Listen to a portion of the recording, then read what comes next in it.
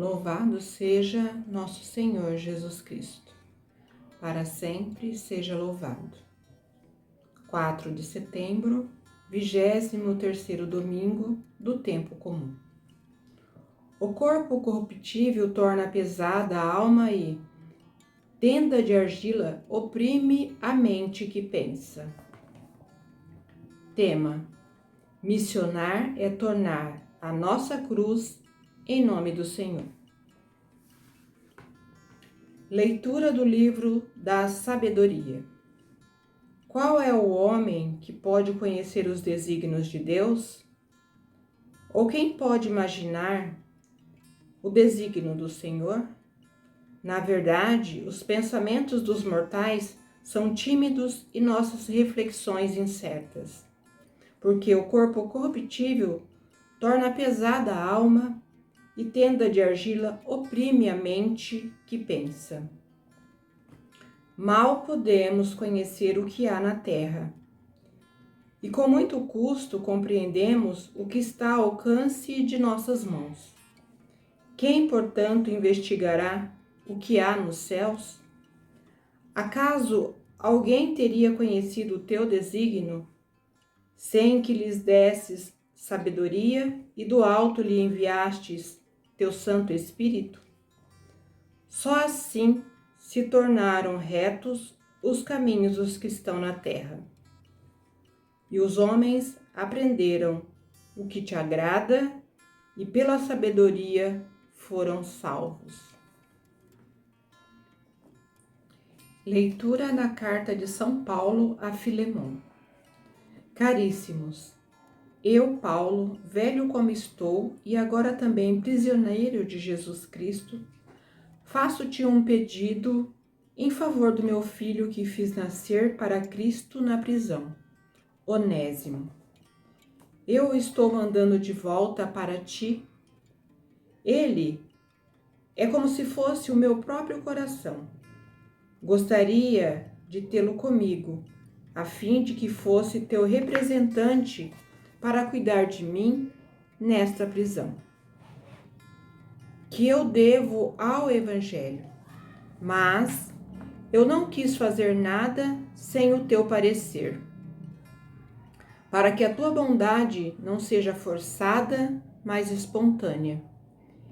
Se ele te foi retirado por algum tempo, talvez seja para que tenhas de volta para sempre, já não como escravo, mas, muito mais que isso, como um irmão querido, muitíssimo querido, para mim, quanto mais ele o for para ti, tanto como pessoa humana, quanto como irmão no Senhor. Assim, se estás em comunhão de fé comigo, recebe-o como se fosse a mim mesmo. Proclamação do Evangelho de Jesus Cristo segundo São Lucas. Naquele tempo, grandes multidões acompanhavam Jesus. Voltando-se, ele lhes disse: se alguém vem a mim, não se desapega de seu pai e sua mãe, sua mulher e seus filhos, seus irmãos e irmãs e até a sua própria vida, não pode ser meu discípulo. Quem não carrega sua cruz e não caminha atrás de mim, não pode ser meu discípulo.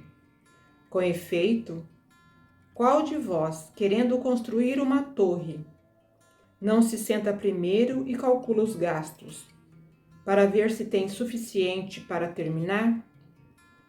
Caso contrário, ele vai lançar o alicerce e não será capaz de acabar. E todos os que virem isso começarão a cacilar, dizendo: este homem começou a construir e não foi capaz de acabar. Ou ainda, qual o rei que ao sair para guerrear com outro, não se senta primeiro e examina bem se com 10.000 homens poderá enfrentar o outro que marcha contra ele com 20.000? Se ele vê que não pode, enquanto o outro rei ainda está longe, envia mensageiros para negociar as condições de paz. Do mesmo modo, portanto, quando um de vós, se não renunciar a tudo o que tem, não pode ser meu discípulo. Reflexão vicentina. Como em outros domingos, as leituras deste domingo são muito intrigantes. A primeira leitura diz que o nosso corpo corruptível deprime a alma e a morada terrestre oprime o espírito que pensa. Depois, São Paulo escreve a Filemon, da prisão em que se encontrava, exprimindo com orgulho que ele era prisioneiro por amor de Cristo Jesus e que estava preso por causa do Evangelho.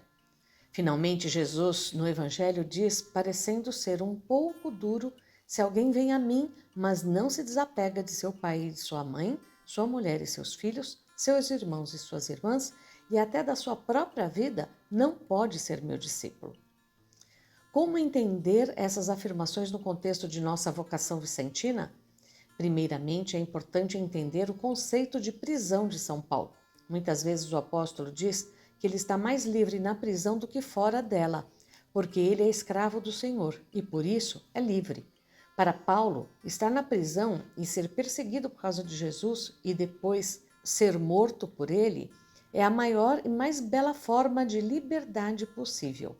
Como vicentinos, sabemos que quando conseguimos encontrar a nossa vocação, é como se nos sentíssemos para sempre escravos do Senhor e, portanto, tudo o que fazemos, tudo o que empreendemos, tudo o que construímos se torna um serviço a Ele, em particular na pessoa do pobre. É um sentimento de liberdade extraordinário que compensa todo o sacrifício e até mesmo toda forma de perseguição das pessoas. É um sentimento de ter descoberto o sentido evangélico da verdade essencial, a verdade que liberta. Por outro lado, também é importante entender o conceito do evangelho, de preferir Deus a qualquer outra pessoa, inclusive à própria vida.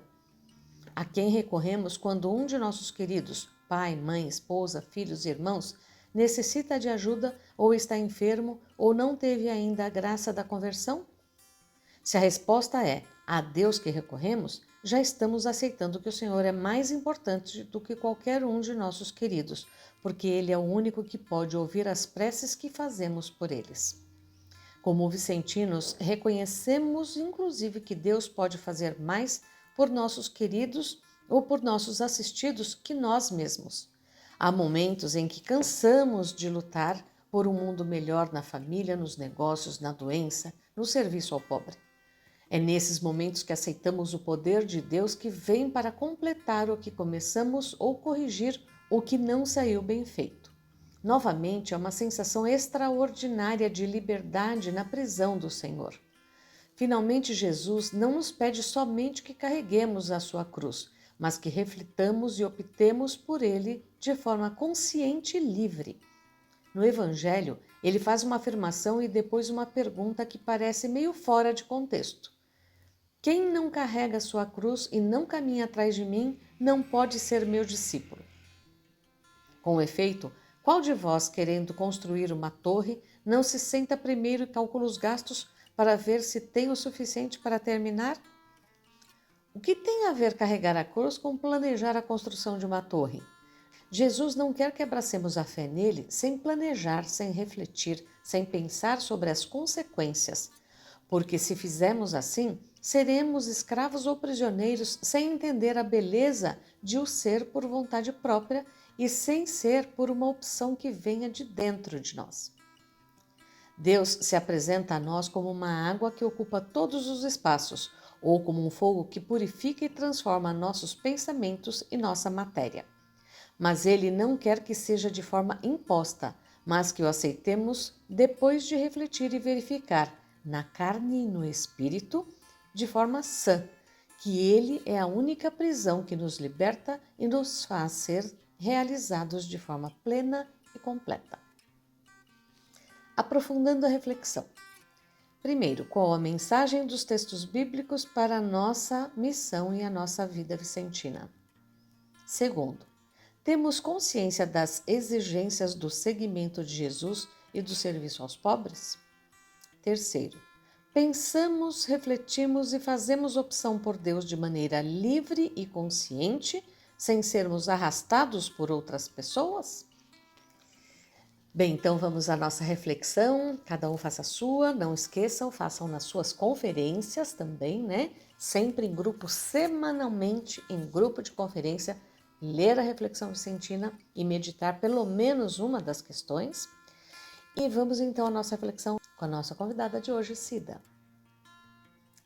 Bom final de semana a todos, louvado seja nosso Senhor Jesus Cristo, para sempre Ele seja louvado.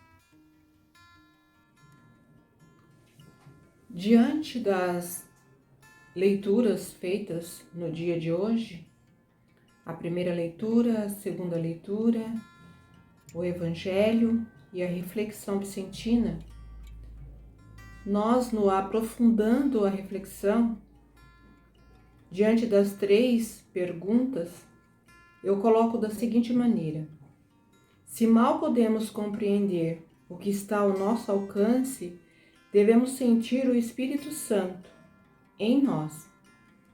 Sejamos como Paulo, mandando de volta algo querido com espontaneidade, em comunhão de fé. Concluo que temos sim essa consciência através de nossa vocação. E é bom ser escravo do Senhor para o serviço aos pobres. O que fazemos de bom é compensador, chegando a não encarar como um sacrifício, e sim como uma verdade que liberta. Sim, fazemos opção por Deus, porque não devemos encarar como prisão. Se confiamos no Senhor, é porque o preferimos. Recorremos a Ele sempre. Para a consciência, nossa cruz tem também a opção de ser libertadora junto aos que estão conosco com Deus. Sem as imposições, Deus nos liberta com plenitude. Louvado seja nosso Senhor Jesus Cristo. Para sempre seja louvado.